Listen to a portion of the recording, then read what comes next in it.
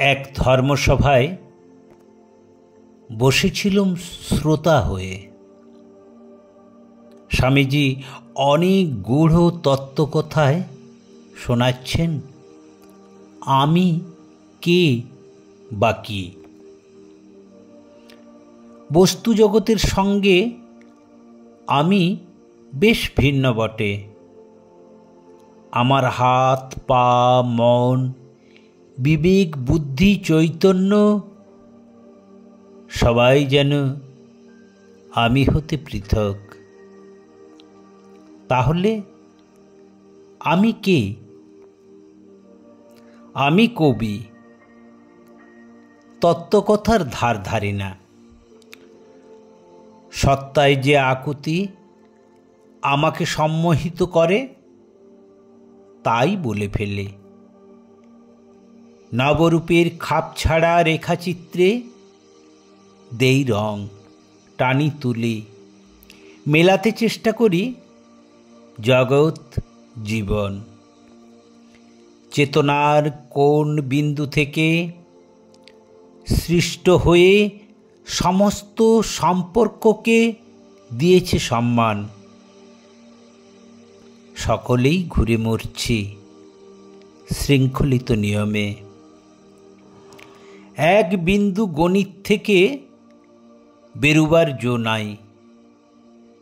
এক নিয়মে এক বন্ধনে সূর্য চন্দ্র তারা জল মাটি বায়ু জড় ও জীবন, জীবন ও আয়ু মহাকাল প্রবাহের নিত্য নিকেতনে।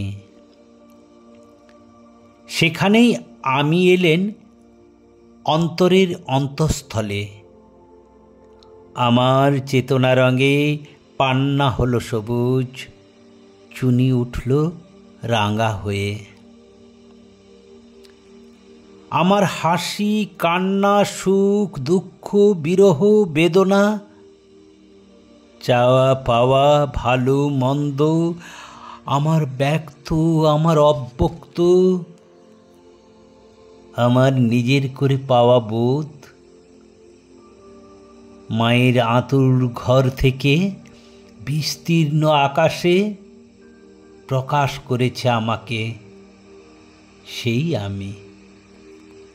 আমার শৈশব কৈশোর যৌবন যে অসম্ভব শক্তি ভেদ করে পৃথিবীর সমস্ত আলোকে আমার করে নিয়েছে, সেই আমি। বস্তু জগতের সমস্ত সত্তা তিল তিল করে সৃজন করেছে আমাকে। আমার সমস্ত অবয়বের ঘোর কেন্দ্রে নিষ্কলঙ্ক বিন্দু থেকে উৎসারিত রূপান্তরিত সকল শক্তির প্রচণ্ড জ্যোতি, সেই আমি। তারে মিছা খুঁজে ফেরা চৈতন্যের আলাদা কারাবাসে।